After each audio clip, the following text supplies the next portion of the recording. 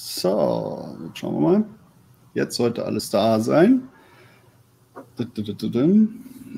Let's see.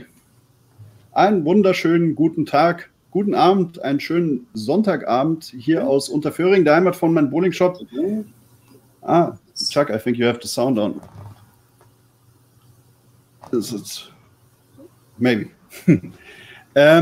Ja, auf jeden Fall einen wunderschönen guten Abend hier aus Unterföhring, der Heimat von meinem Bowling-Shop, zu unserem Stream. Und heute haben wir zu Gast Chuck Gardner, PBA Tour Rep von Brunswick, Bowl4Life Gründer. Und wir werden den Stream heute auf Englisch halten. Und ja, dann legen wir mal los. Hi, Chuck. How are you? Hi, buddy. I'm great, man. I'm ready for this this Corona thing to go away, and the only Corona we hear about for the next 10 years is a Corona beer. So yeah. I'm ready for this to all be gone, so we can get back to enjoying bowling and making people happy. Yeah, that's the most important thing, and staying healthy. So tell us something about you. Who are you? What do you do? What you did over the last, I don't know, 30 years in the business, and how does it come? Well, you know, I've been in bowling my whole life. I bowled on the tour, and in 2000, I had a pro shop the entire time I was bowling. I've been in the pro shop business forever and love the pro shop business. I absolutely love it. I love interacting with people. But I went on the tour, and I bowled okay, but, you know, I knew at the end of the day, it was a grind. I wasn't, you know, when I had it, so did guys like Norm Duke and Brian Voss and all those guys, and they were just better. So, you know, my good weeks were 10th to 15th, and their good weeks, obviously, they're winning. So, you know, it was okay. I learned so much bowling on tour. And in 2002, I got offered a job to be the tour rep for Columbia Track. I was on staff with Track.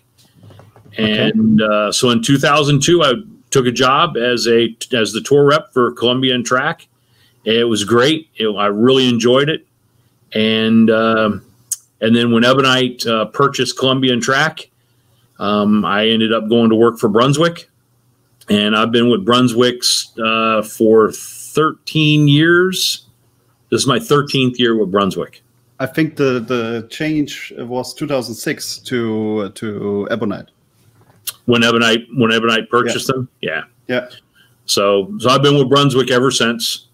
So it's good. I love working for Brunswick. They've been unbelievable to me. And I think I've been good to them. And it's been a great run. And I still get a huge kick out of working with players and helping them win and helping them achieve their dreams. And it's fun. It's just an absolute ball. Mm-hmm. So at the moment we have around 30 guests watching. So Alex is here, Bianca is here, Michael, Manfred, Carsten, Bianca, Simon, Marfey, Michael Kremer is there, Carsten, Uwe is there, hi, Scorpio, moin aus dem Emsland. So, wann immer ihr Fragen habt, einfach in den Chat. Bernie says, hello Chuck, best man ever. Hey Benny, how you doing, pal? So, then Rainer from Bowl4Life says, hi Manuel, hi Chuck. Hey. So we will have Rainer here next week, next Sunday. So we have the German Bowl4Life.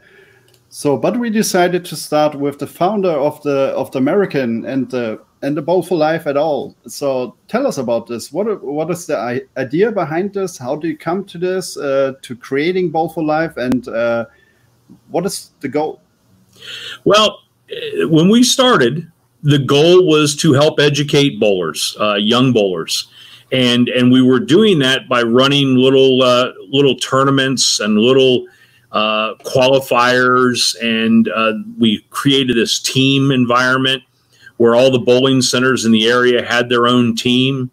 And then we would have monthly competitions. And then if they made the top 5, they got on their team. So the team could have multiple players.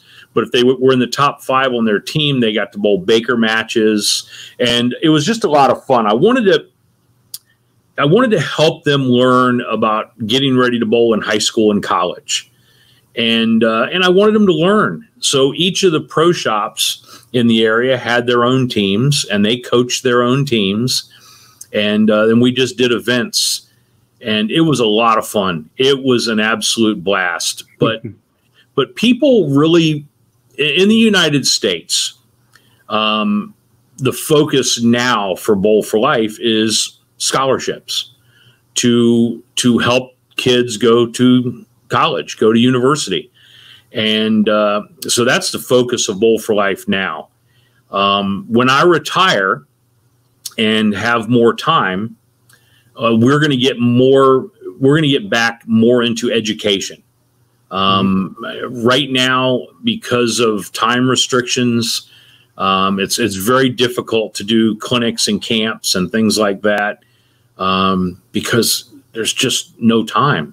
I mean, we've had some great clinics and camps in Germany and Sweden, all over Europe, and we enjoyed doing them. We had a great time doing them, and but time is just we're spread so thin, especially like myself now with the men's tour, the ladies tour, the PBA 50 tour, and just really thin. But I'm very proud of what they do with Bowl4Life Germany, though. They are making a difference, and I get messages from kids over there all the time that are part of Bowl4Life Germany. I love what they're doing. They're trying to educate them. They're trying to help them get their own equipment, help them become lifelong bowlers. And I think, for me, I think that's what our industry needs, right? More lifelong bowlers. People are just going to do it. And that's what they're doing. They're doing a great job. I think so too. Because my approach was every time to get the age of 25 to 40 to get the kids into bowling when they get kids, because there are so many bowlers in my generation where the parents played. Right. And then we lost the generation in between me and my parents. Yeah.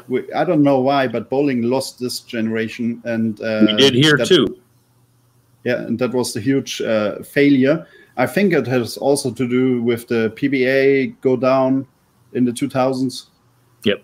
But a lack of stars. We had Walter Ray, yes, but he wasn't he is big. He is one of the GOATs, but he wasn't the star. Right. He wasn't the face of bowling. And now it looks different with so many good young bowlers like Belmo, like Tackett, like Simonson, whatever, Prater. There are so many names in this conversation now. And I think also Kyle Sherman with Brad and Kyle, they do a great job. And this can be a huge thing. And by the way, when you talk about Bowl4Life Germany, we have Ziggy. So Mafi, yes, your phrase Obolus came into Ziggy's mouth. So if you want to, I don't know the English word. If you want to give Bowl4Life money, then the link is down in the description to help it. And whenever you say a phrase, just do it. I love it. I love it. Yeah, we also do our best to help the good things. I think it's often the German people are very skeptical also. And sure. I think, I hope that with our conversation now and also with the conversation next week with Rainer, to get the people more understanding what you do, how you do it, and how you get finances, how to get the youth bowlers on the lane, and the Germans are really logical, so they want to know exactly what happens with the money, and then it's I think it's a good way, and I'm really thankful that somebody like you is starting this, because bowling needs this, as you said. Well, thank you. And one thing that we absolutely 100% guarantee to everybody, that every single dollar that gets donated or gets raised, or even apparel gets sold, every dollar goes back into development or scholarships for the kids. There are no administration fees. There are no fees. I personally pay for all of that myself. So there's nothing that comes out. If $100 gets donated, the entire $100 goes back to the kids, every dollar. And our books are wide open, and we're proud to show them. It's a 501c3 nonprofit company, and even when we sell shirts, I actually pay for the shirts ahead of time. So if a shirt sells for 30 euros, well, the whole 30 euros goes to the kids. None of it gets taken back. So every dime. Great. Every sport needs somebody like you, and the whole thing. I wish I could do more. I tell you, I wish I think I dream about it, to be honest. I dream about being as wealthy as a LeBron James or somebody like that, because he does amazing things too. Yeah. But these professional athletes that make millions and millions of dollars, I dream of being them. And I talk to my wife all the time about it. I go, how much more could we do if we had more funding, right? I mean, we could make even a bigger difference if we had more funding. So where do you think is the edge? I don't know. Yeah, but you know what I mean? There's coming a point where you have so much money, but bowling is not ready for this amount. Not yet. Yeah, but I think if we could figure out a way to turn funding into young people bowling more, whether it's funding for equipment or even lane time, or we could bring Kyle Sherman and Brad Miller and whoever to Germany and do camps where the kids could come for free. See, all that happens with funding. Like, if you have money, all those things are easy, because now you just go Brad and Kyle, and believe me, they would come for no money. You know, if I just said, listen, we need to go do this. Let's the three of us go and do a camp, but they can't afford to pay on their own for their flights and their hotels and all those kind of things. But these young people and the people in our sport, they do feel good about giving back. They really do feel good about giving back. Yeah, that's also a big problem, that it was a long time that to be one of the best in the world in bowling doesn't pay good enough. No, it's kind of changing now. It's better, but it's still, it's difficult. It's a tough grind. It's a tough grind. When you're not top 10, you're like, ugh. Yeah. I know some of the players, because the tour's not on, they're working part-time jobs now, trying to make sure they can take care of their families, and they have to, and it's difficult. So actually, you're still tour rep? Yes, sir. For Brunswick? Absolutely. Yep. How they do this with the brands? You're just for Brunswick brands, or is it split it into all seven brands? Yeah. Or so you're for all of them, or are you a team of 3-4 reps and helping? How does it work? Right now, we currently there's 3 of us. So I'm still the coaching and pro staff manager. for Brunswick, for the Brunswick brands. And there's a young guy that we've been working with for almost a year now. Very nice guy and smart guy. His name is Eric Kraus. He's been working for Brunswick now for maybe 4 or 5 years. And he was in charge of all the staff and stuff like that at Brunswick. But he wanted to be a tour rep. And his goal was to replace me when I retire. And so we've had Eric on board with us now for it's got to be getting close to a year. And he's doing a very nice job.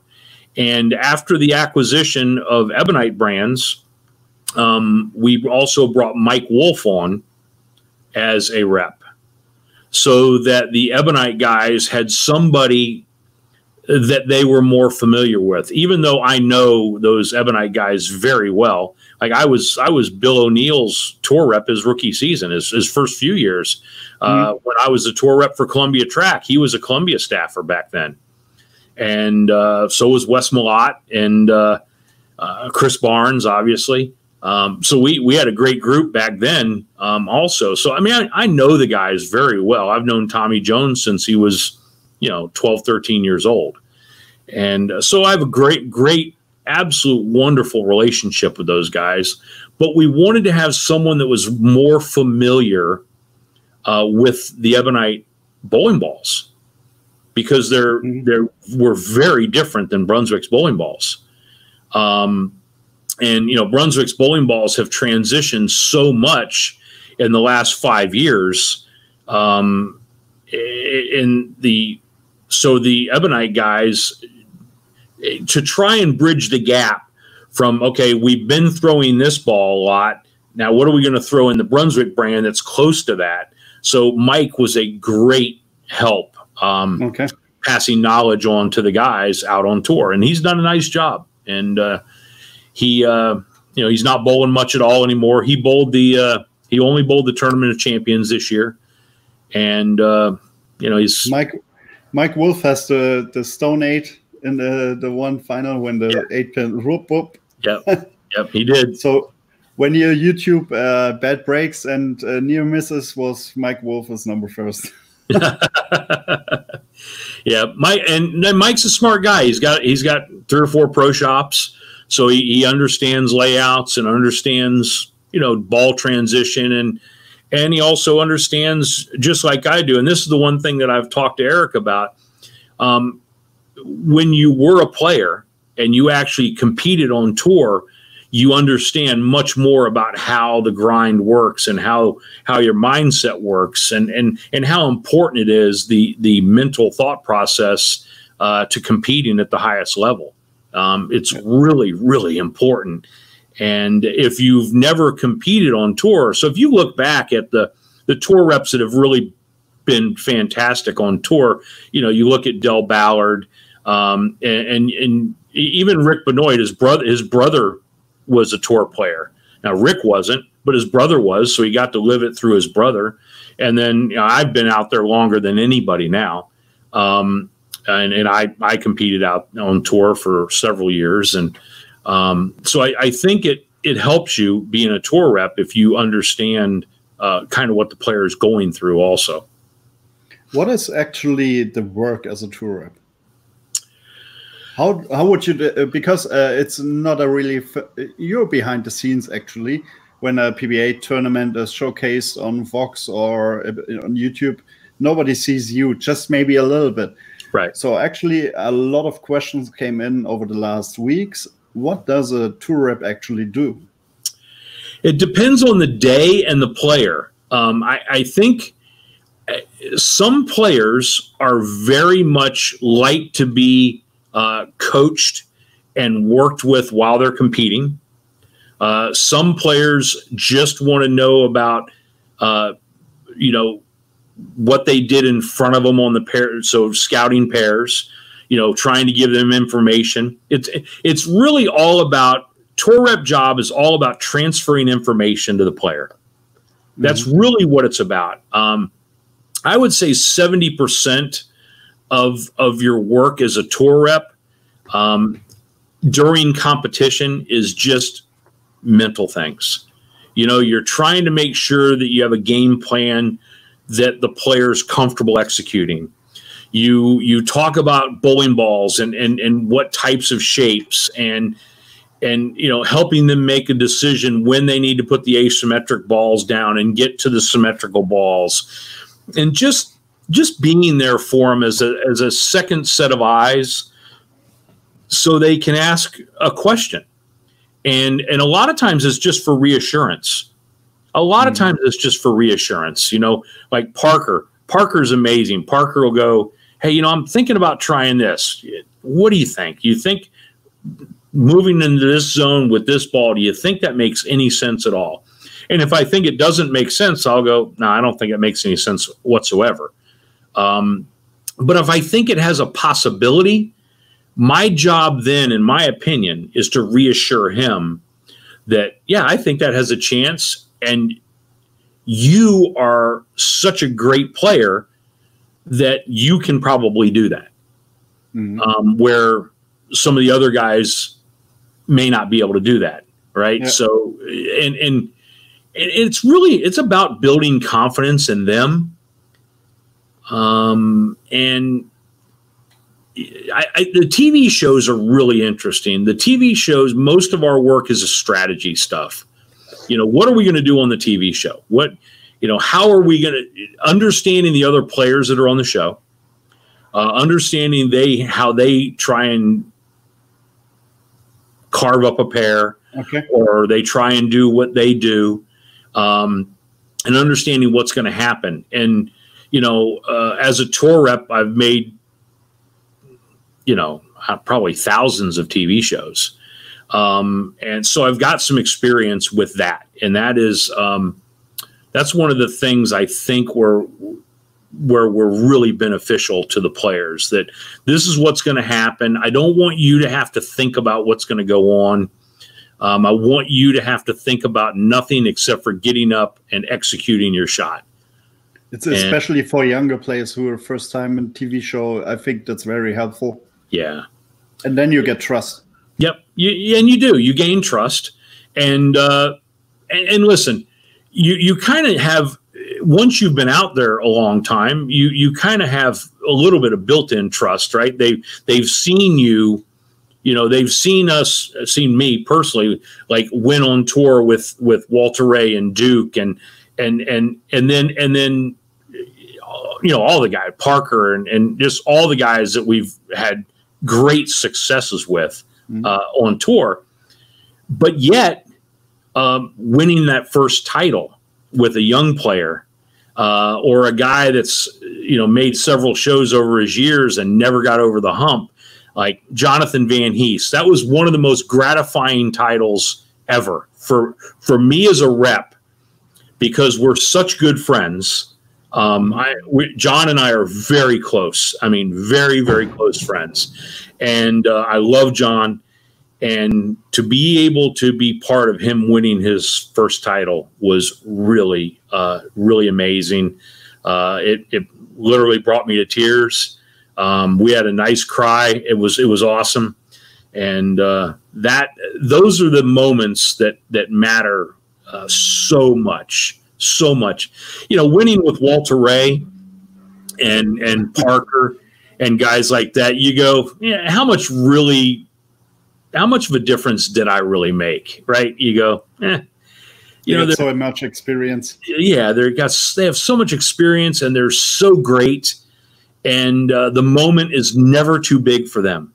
Never. It is just, it's neat. It's just cool to see how those guys operate. So this brings me actually, I think the people just hearing your voice and just being like, oh, that's so fascinating. So I just keep asking what comes into my mind. So when you're talking about Parker and Walter Ray, and you see now a guy like Jason, how do you see this? He's special. Oh, let me tell you, Jason is not Jason only Belmonte. Jason Belmonte. Yeah, he is not only a special and gifted athlete. he is a very special and gifted person. There is nobody better, in my opinion, in the world to be leading our sport right now. I just think I absolutely love Jason. He is one of my favorite people. And he sees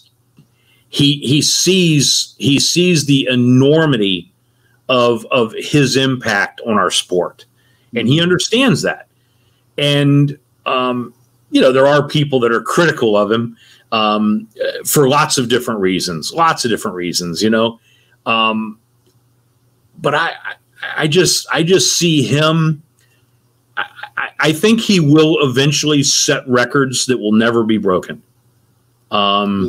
He's like a Roger Federer in tennis. Exactly. Yeah, I can see him getting to 20 majors. And when you think about all these years, the record was 11. When you're talking about 20, that's like double. Oh, it's crazy, right? It's just like Roger Federer with majors. He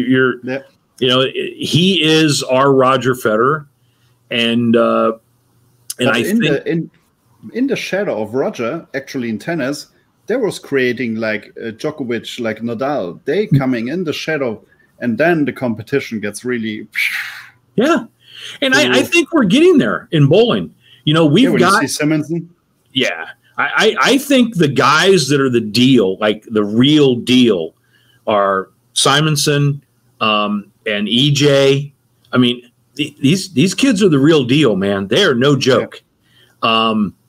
I have some concerns about the longevity of their careers, to be honest.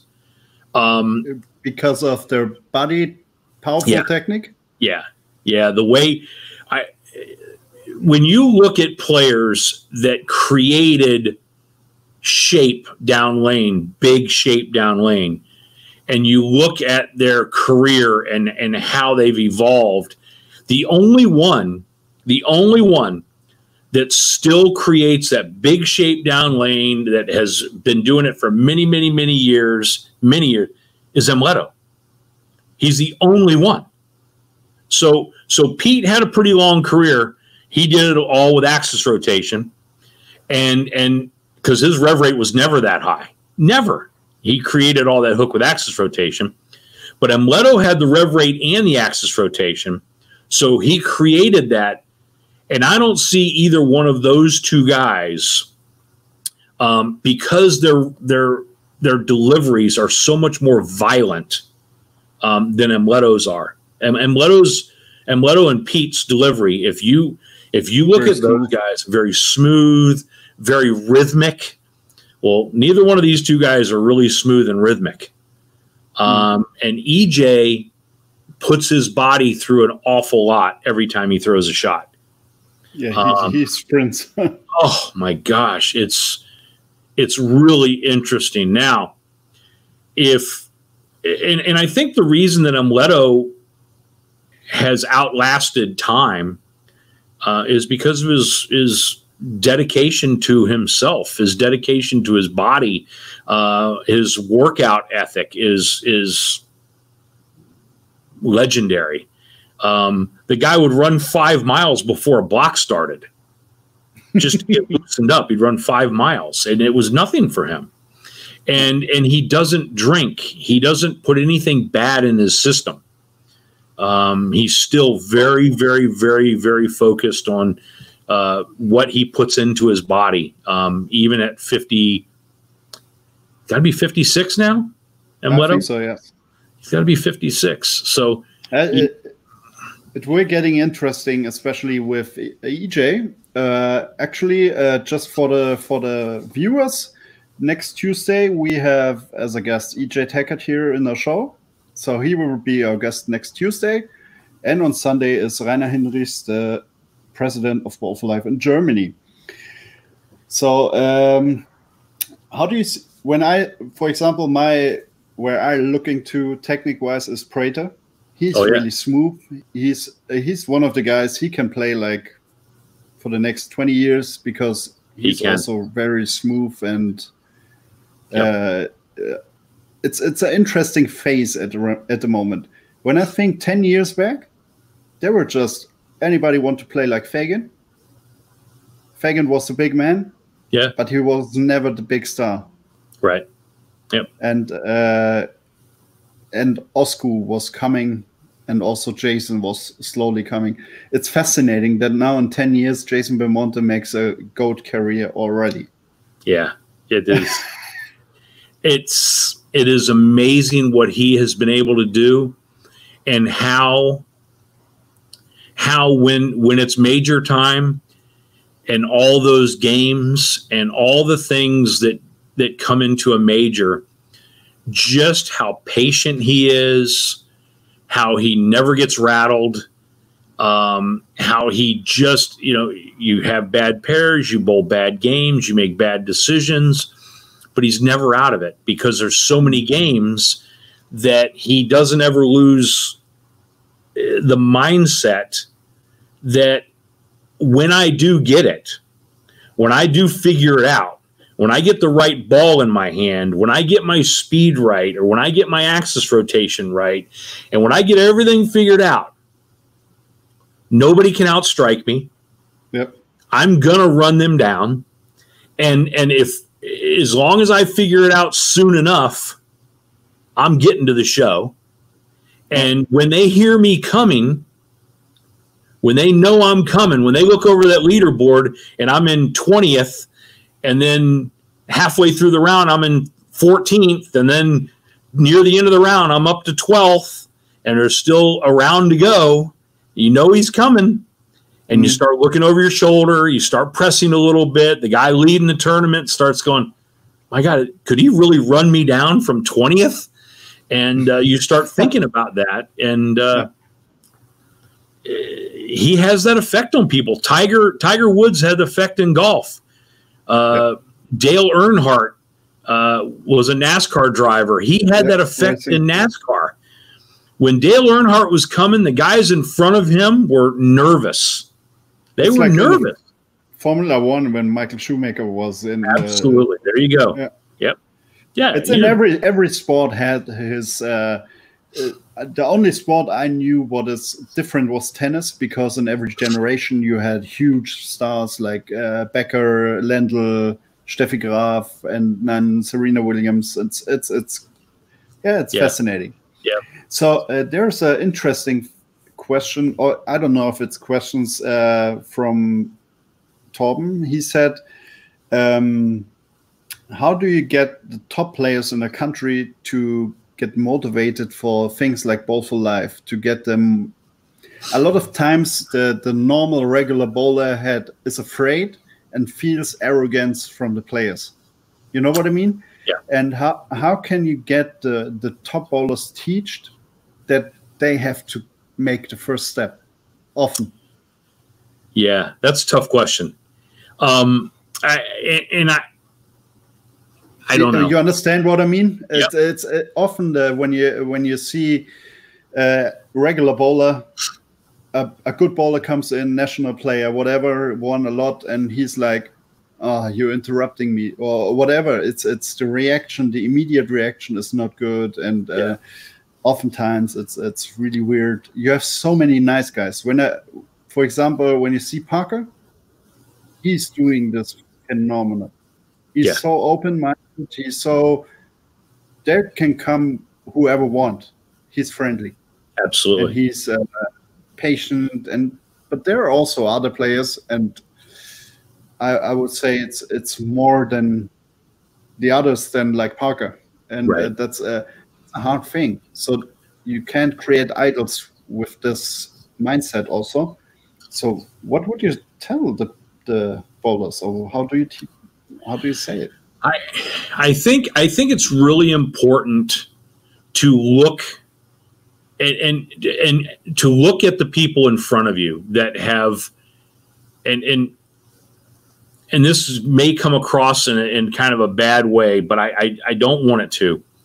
But if you look at the position that a guy, say like Mark Roth, is in today versus a Johnny Petraglia, Johnny's been with Brunswick for 50 years.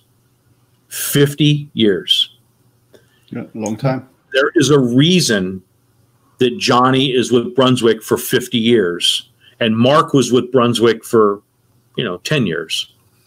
And it all comes down to how you treated other people while representing the brand. And Mark and I are great friends. I'm not trying to be I'm not trying to be say anything bad about anybody. But we need what these young people need to do is they need to look at the Parker Bones, the Johnny Petraglias, the Jason Couches, the Jason Belmontes. They need to look at these guys and go, what's their secret?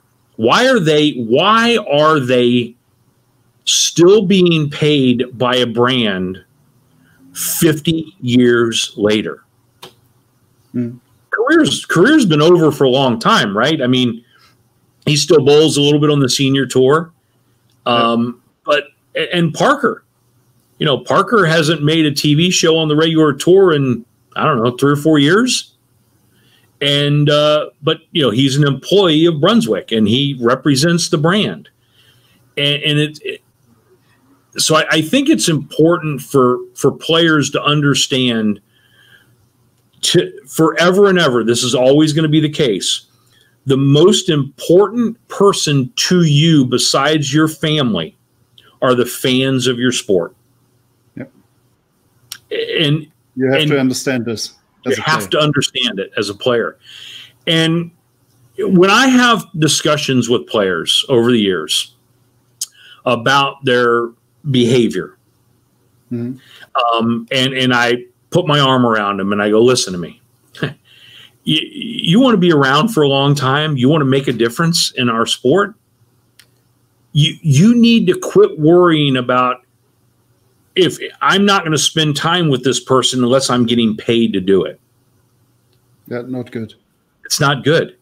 And I used to have players, and even recently I had a player tell me, he goes, listen, if I made the kind of money LeBron James makes, I wouldn't have that mentality. But I'm so busy trying to feed my family. And I understand it. I do.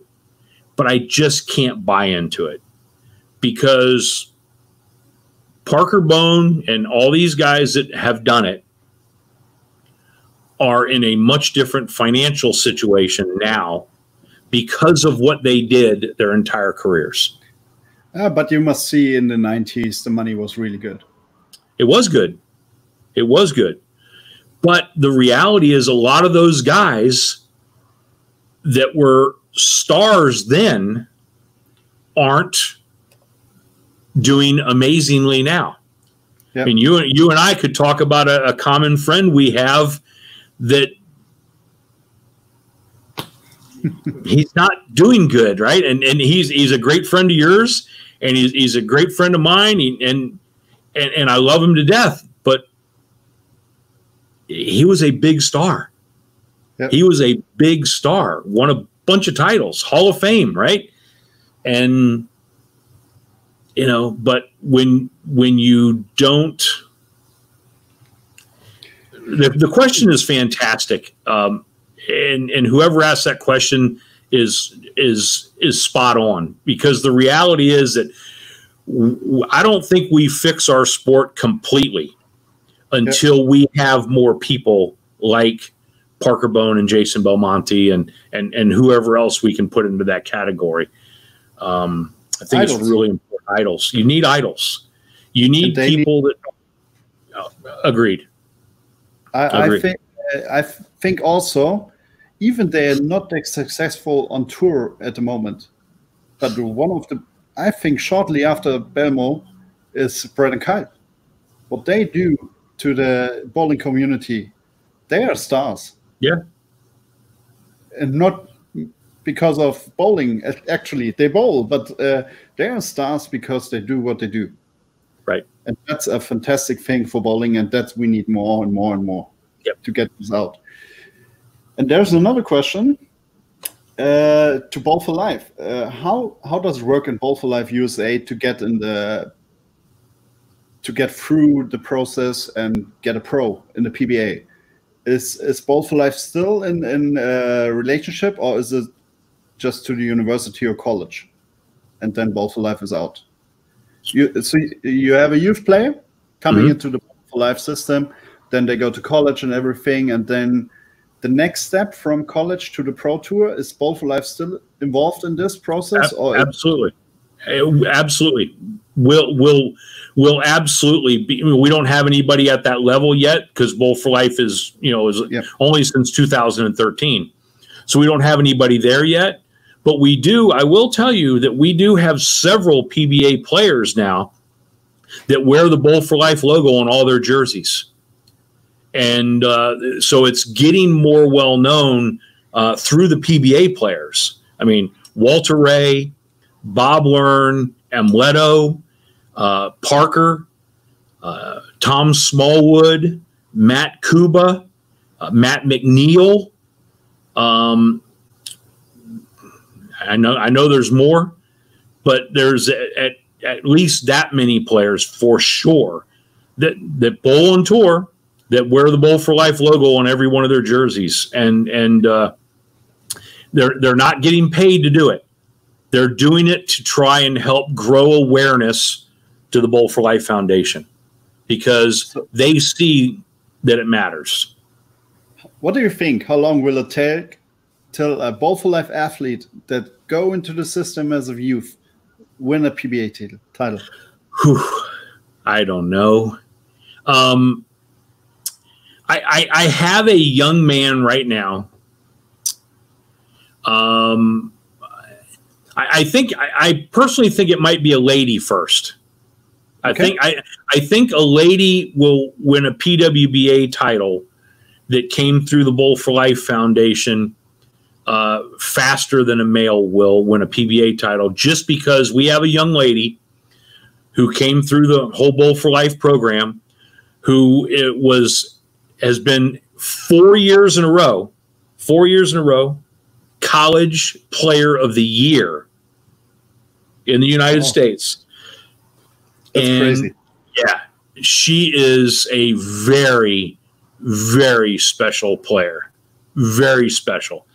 And she plans on bowling the PWBA even this season if they have some. And she is a quite amazing player. I think she would be the first one. I think she'll get there faster. But she has a half brother who is a senior in high school. Hasn't even gone to college yet. And this kid, he reminds me,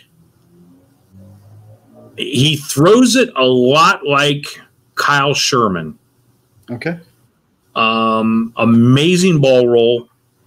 And he has a mental process that may really get him there quickly. And he hasn't decided where he's going to go to college yet. But I will tell you that he's pretty special. But that's still a few years down the road. So I would say a lady will win a title first, because we have a couple of young ladies. Her name is Brianna Klimmer. Brianna Klimmer. And we have another young lady that goes to Wichita, who is a Bowl4Life young lady, and her name is Madison Janek, and she is a athlete. I mean, an athlete. I don't believe there's anything this girl can't do physically. If she decides to bowl in the PWBA, which I don't know if she will, I don't know. I don't know where she'll end up going, but she's in Wichita making a huge difference. All-American at Wichita this year. And very special athlete that comes from the Myrtle Beach area. she's another one that has a very realistic chance of winning a PWBA title. And we also have ladies on the PWBA tour that wear the Bowl4Life logo too. Dasha Kovalova. Yep. From Ukraine, yeah.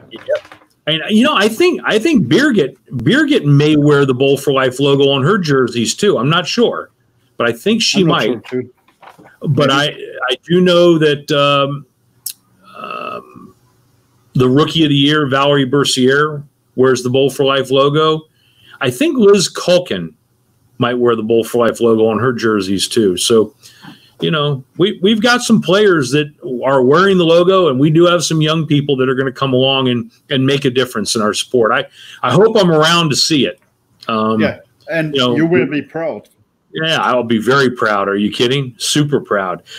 When I'll really be proud is when the first youngster who got brought into bowling, and I probably won't get to see this, but the first youngster who got brought into bowling originally, didn't even bowl before, into the Bowl4Life program in Germany, because they're impacting young people that never bowled, and getting them started in the sport.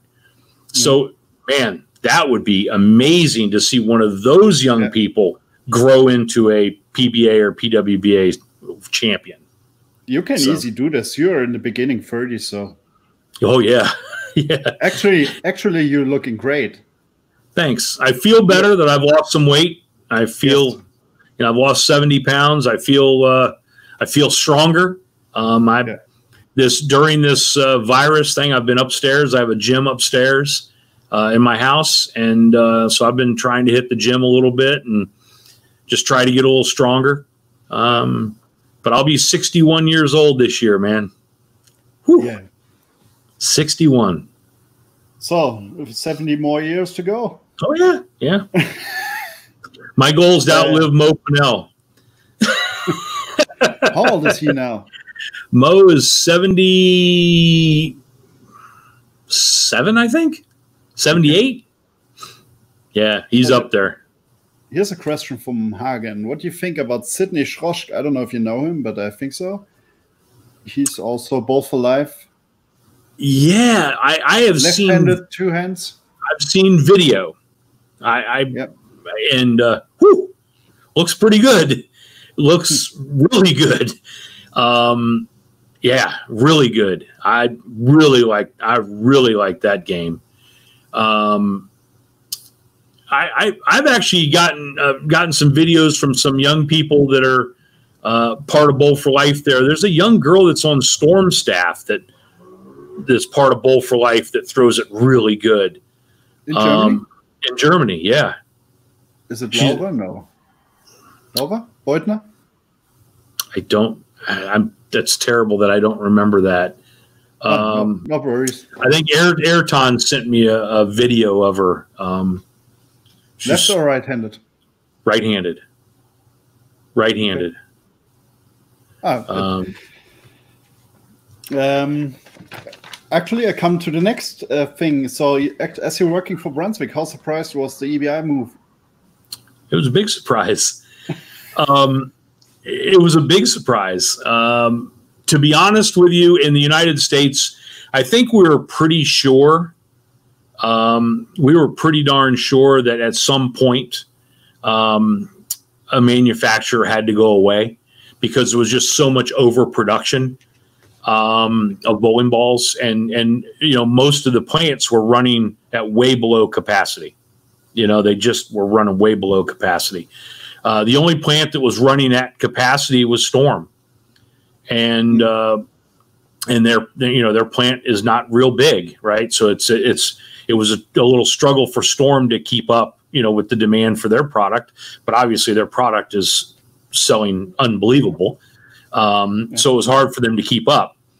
But Ebonite's plant and our plant, neither one of them were running anywhere near capacity. So you kind of figure out at some point there's going to be something happen. And but I didn't think it would happen that soon. And I remember talking to some friends that, I have a lot of friends that are kind of they like to look into the future a lot and go, well, this is going to happen down the road, and this could happen, and that could happen.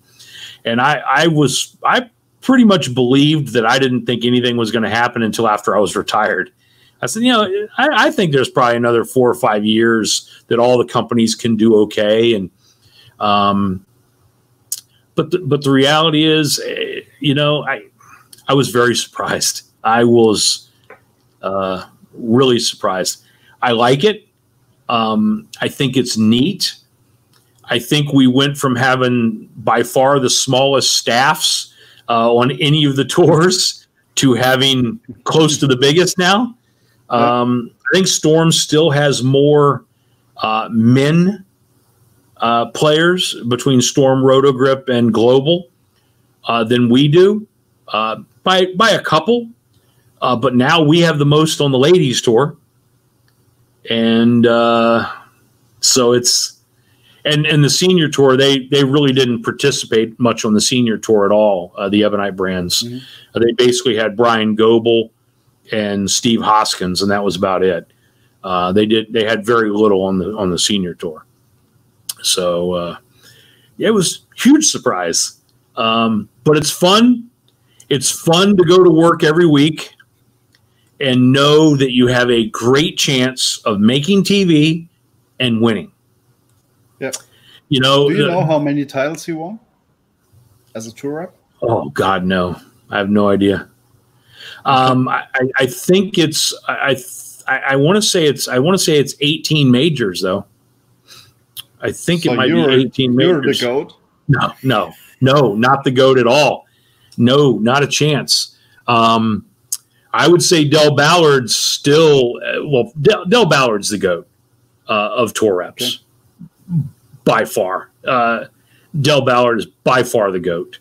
And he has by far as a rep more titles than, oh my God, he's been around a long time. And he has, he's been a part of the Storm staff for quite a long time. And for the last 12 or 14 years, Storm has had the dominant staff on the men's tour by miles. I mean, it's, when you have Norm Duke and Pete Weber and Wes Malott and Jason Belmonte and Anthony Simonson and Marshall Kent and Chris Prather and all these guys on staff, it's pretty daunting. It's, a good week for them is they have 4 players on the show and win the title. A good week for me, when we were just Brunswick, Radical, and Deviate, a good week for me was making a show with 1 player and hopefully winning, 2 or 3 titles a year, between our staff. And that was a good week and a good year for us. And we understood that because it's all about investment, right? I mean, They invested way, way, way more money into having that big, amazing staff of great players. And Bill Chrisman likes to win. Yeah. Mr. Chrisman loves to win. And it's one of the things I love about Bill. It's one of the things that I admire about him and the way he runs his company. They do a great job and have for years and years and years. And just, I have so many great friends over there. And they're one of our sponsors for Bowl4Life. They're wonderful people. They're wonderful to us. And I have a lot of great friends there. Just it's fun. But now I feel like, we have Tommy Jones and we have Bill O'Neill and we've got Kyle Sherman and we've got Barrett. Jacob. Huh? Tom Barrett also. Tom Barrett, Oscu. We have a few more bullets in the gun now. Yeah, we have a few more bullets in the gun, and it's fun. It's a lot of fun. It's really, really fun. Do you think, so this brings me back to the Ebonite Brunswick thing. Do you think all 7 brands will stay for the next 5 years? Oof. I don't want to. Not speaking for the company in any way. No. It's just my personal feeling. No. It's too. I think also it's too much, and because then the buy makes no sense because it wasn't enough before. So why should it be enough now? So it's, how do you see the industry in 5 years? I think there will be. I think there'll be even be more business done online. I think that's going to continue to grow. I think as pro shop operators, we need to continue doing great things, providing service to our customers that they can't get other places. Yep. So they keep coming to us like what you're doing here. Like, this is a great service to your customers. It's yep. I think it's a wonderful service to your customers. Your customers are getting knowledge and getting input. They're learning things about different types of things. So I think as pro shop operators, we really need to step up and make sure we're providing service for our customers so we don't lose them. Because I personally believe that online people are going to continue to push to drill balls online. And and I'm just going to be honest as I can be about it. I don't like it at all. I don't think we can do as good a job online with some information that we're getting from the customer and some video and, oh, this ball feels great to me, and they ship the ball and you don't even see it in their hand. I personally just don't think that's the way to go. The personal service. Could you imagine 10 years ago, 15 years ago, that you open up a smartphone with your face? No. So we don't know where tech brings us, and AI and whatever it's happening. So Michael says that conversation is like I expected. Everybody's watching and listening and doesn't know what to ask. You're the one we can listen for hours. Yeah, that's true. Michael, I love you, brother. I will tell you, and this is no BS.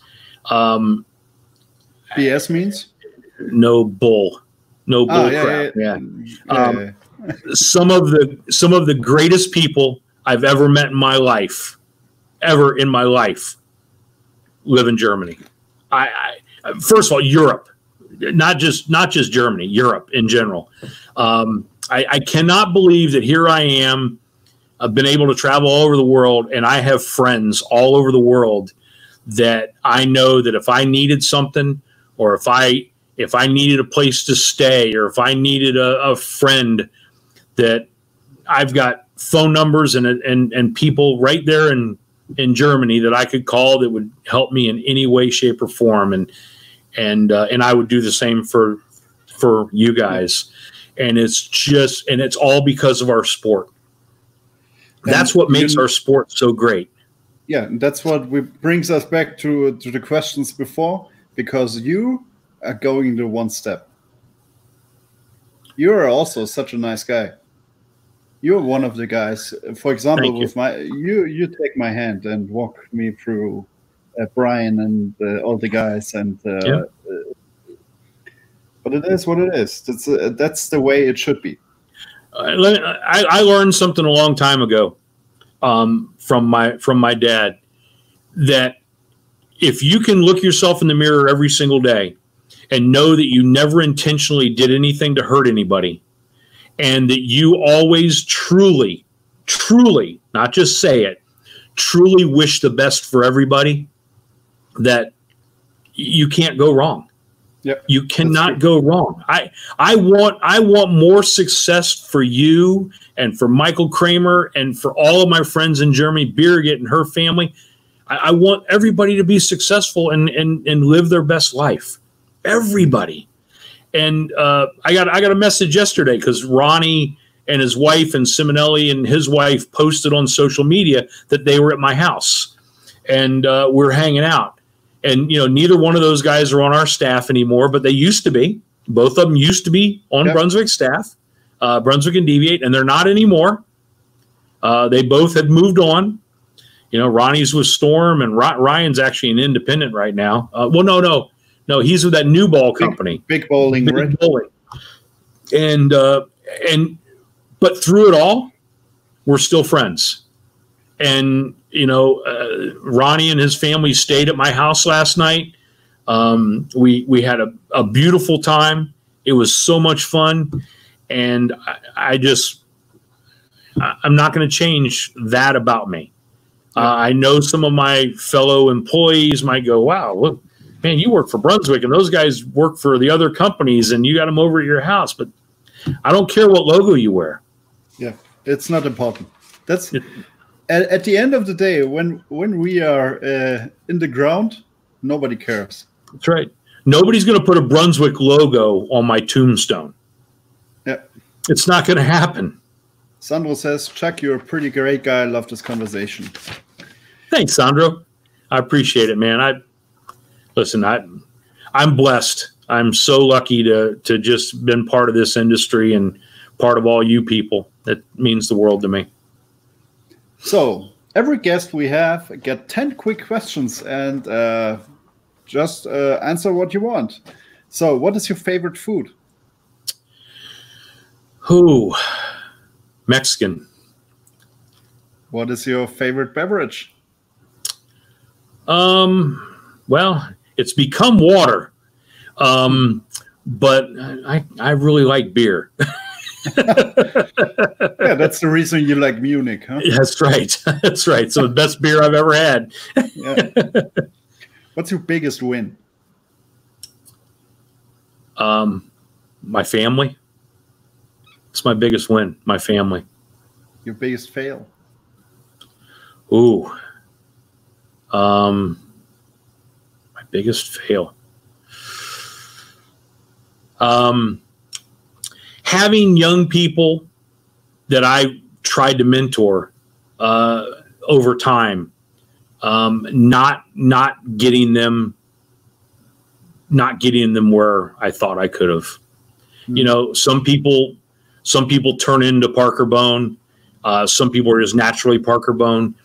Some people just never get there, no matter how hard you try, no matter how much time you put in, no matter how much you do with them. You can't figure out a way to get them to that next step. And I've failed a few guys, and it's very hard for me. Very hard. Very difficult. I really suffer with that. Okay. So I need to break our questions because Hagen says, I only can say a lot of people should share this, your life, your thing. That's a great thing. And this €5 he pays for the Bowl4Life, Ziggy. Because that's a phrase. So Ziggy with the mask on. Awesome. Awesome. Under the description is the link. So this brings us to the next questions. If you had $1 billion, what would you do? $1 billion. I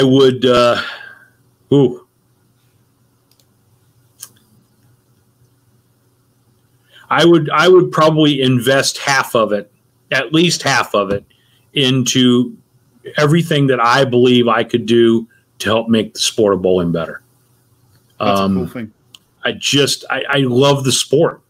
I love everything to do with bowling, everything. Yep. So the next question, idol, your idol in the youth. When I was a youth, my idol? Yeah, yeah. Who?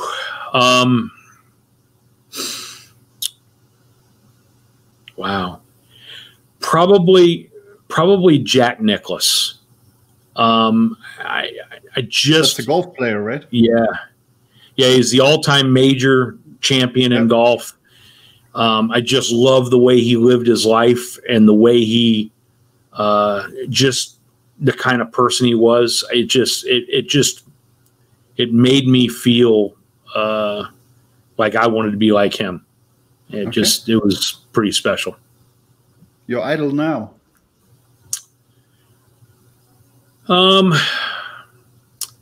I have three. and Okay. and they're all in bowling. Well, I guess I shouldn't say they're all in bowling. I've got to meet them all through bowling. One of them is Joe Gibbs. Joe Gibbs was the NFL coach for the Washington Redskins, and he owns some NASCAR teams, and he is just one of truly the greatest human beings on the face of the earth. Johnny Petraglia. Johnny is one of my best friends and someone that I've grown to just, I've done a lot of things with Johnny over the years. And probably the other one is actually younger than I am. But I just admire who he is and the way he goes through life. And that's Parker Bone. Okay. I just, just special people. Yes. I have a special relationship also with Parker. It's special. It's he's outstanding in everything he does as a person and as a sportsman. Yeah, he really is. Absolutely. So next questions. Your biggest supporter? Oh, without a doubt, with no questions asked, it's my wife. I get so much support from so many people, but my wife, what I've put her through all these years, never being home, just allows me to follow my dreams all the time. And the Bowl4Life thing, thought it was kind of a harebrained idea, but she was always there, and my kids too. I mean, just my family. I guess I'd just say my whole family. They treat me. They let me kind of be me. That's cool.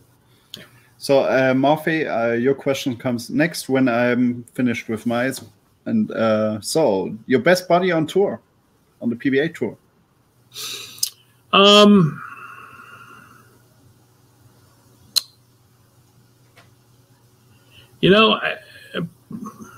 Probably Tom Smallwood.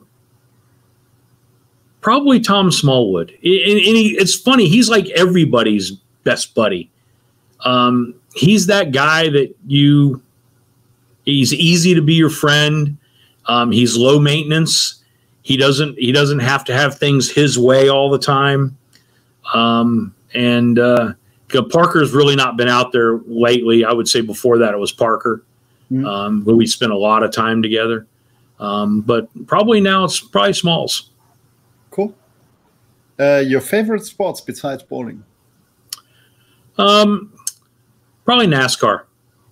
Okay. I will probably come to NASCAR. This next. So last one for me. What would you do different if you could start your bowling career as a player or end as a tour rep start again? Well, as a player, the one thing I would do different is I would be way, way, way less analytical.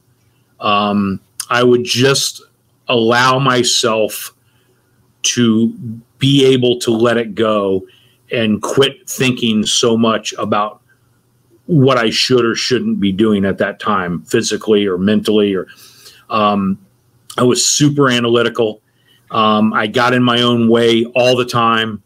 And I think that's really helped me being a rep, because I learned that trusting your instinct and trusting your ability will take you much further than being too thought oriented. And so as a player, I would definitely, that would be the number one thing I'd want to change, be way less analytical. As a tour rep, I think I would start out a little bit differently. I evolved into, I felt my number one job was to mentor young people and help them become great parents, great role models, great leaders, just great people. I kind of evolved into that. When I started, I didn't look at it that way as a tour rep. When I started as a tour rep, I was still too analytical. It was all about the X's and O's and all about the layouts and the surface preparation and all those things, instead of focusing on the mental part of our sport. And I think as you become really comfortable in your own skin, it's easy for you to become a better player, because you're in your own skin, you're comfortable. And I missed the boat with a few guys with that. Okay. So Mafe asks, are you sitting in a pro shop? Nope. This is my man cave, and these are some special balls okay, that are behind me. It's when they're signed and everything. Yeah, most of them are signed. That's Parker's right over my head there. That's from the plastic ball tournament, Parker's. That Denny's ball down there, that's Mike Scroggins. That black one next to the Denny's ball is Michael Jordan's ball. It's an MJ. Yeah, it's an MJ Slam that was drilled for him. There's one of the Michael Jordan basketballs up there. There's all kinds of stuff up here. It's a Motown muscle ball, Mark Roth plastic ball, just a lot of stuff. And a lot of NASCAR. So you're a NASCAR fan. I am. Also? Yep. And a golf fan. I have a golf wall. This wall over here is all golf, TPC and Tiger Woods. And then I have another full NASCAR wall over there. And I've got a football wall over there. So people, in our stream, you get live action.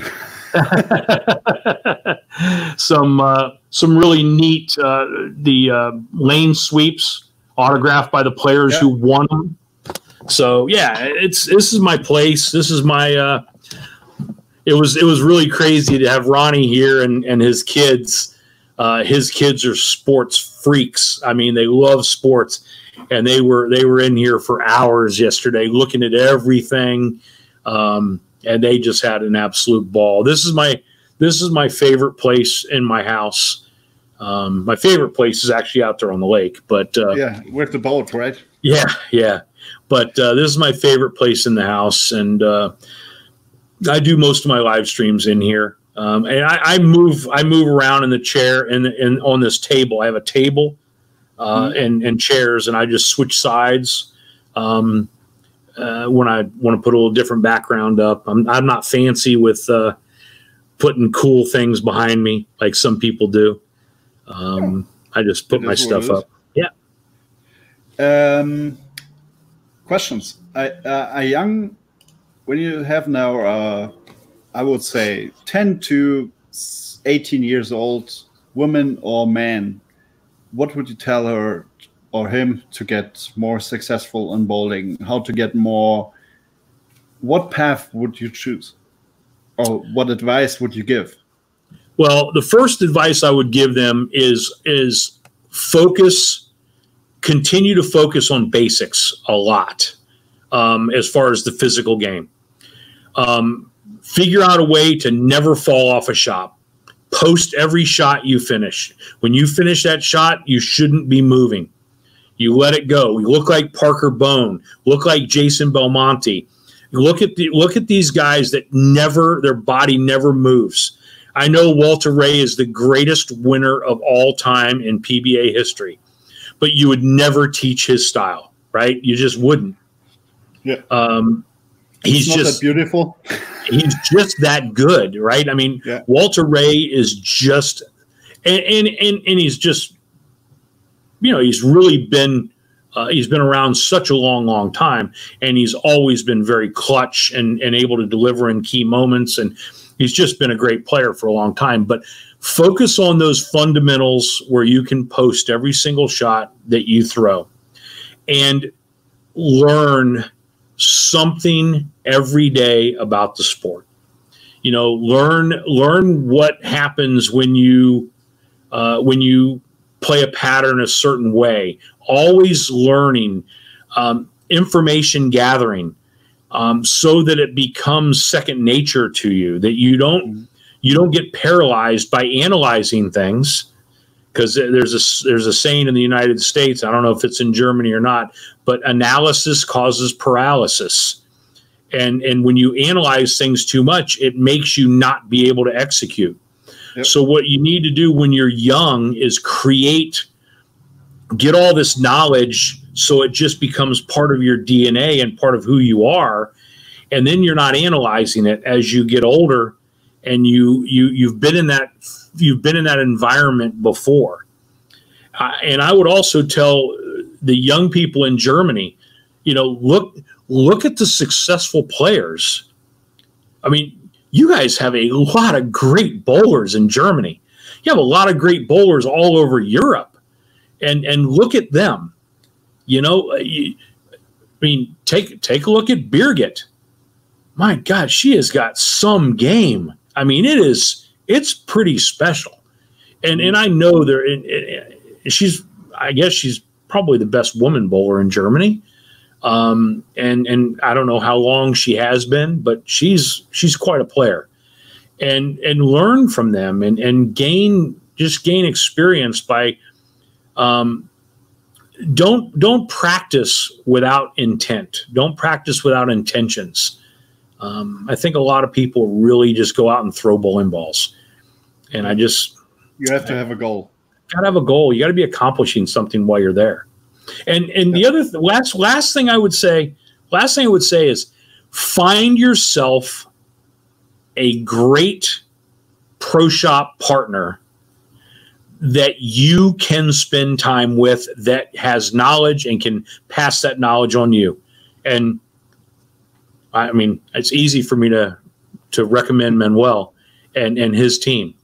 But I don't know how close you are to there. If you're somewhere else in Germany, find somebody that is willing to spend time and help you make the right ball choices, make the right decisions, keep up with your grip, because you're growing, your hands changing all the time. And if you find someone that you can partner with and become close to, and they're not just trying to sell you a bowling ball, because they have more of those than they have something else. They're going to sell you the proper ball that best aligns with your game and your goals. It's very important to have that person. And my son, who has 3 pro shops, really prides himself on that, making sure his guys are those people for the young people around us, that they can come to the shops and they can get some special attention, and we can take them out on the lanes, and we can, give them a few minutes to help make a decision on a bowling ball, checking their PAP and understanding, how to lay out that ball for them. Yep. So Murphy said, you can say it better. You're a super guy. So actually, we're now 1 hour 20 in the stream. Wow.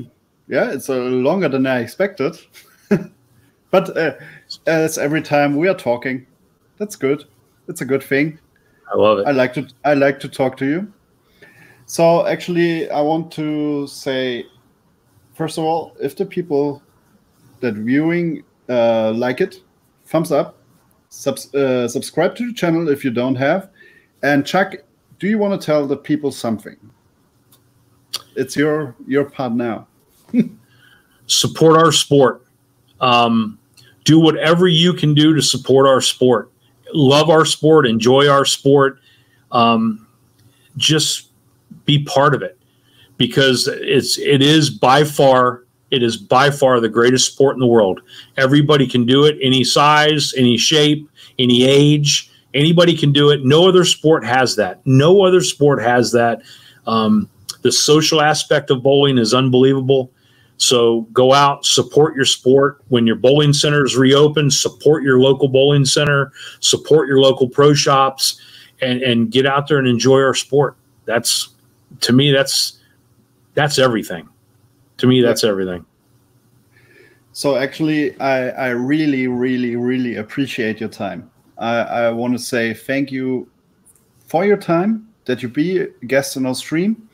But more important, thank you for your time and effort for bowling. I think you're one of the guys that doesn't get appreciated enough. You are the Thank guy that, or you how to say, it's different. It's difficult now with the language thing, but I think you're so far in advance of your view that this will help bowling over time. And I hope so. Yeah, as I said, more. There's nothing more I can say. I just want to thank you, and I hope the people liked our conversation. And yeah, that's all I can say right now. Yeah. Thank you so much. It's an honor to be on. I really appreciate it and love spending time with you, my friend. I really do. I hope you and your family are great, and I look forward to talking to you soon.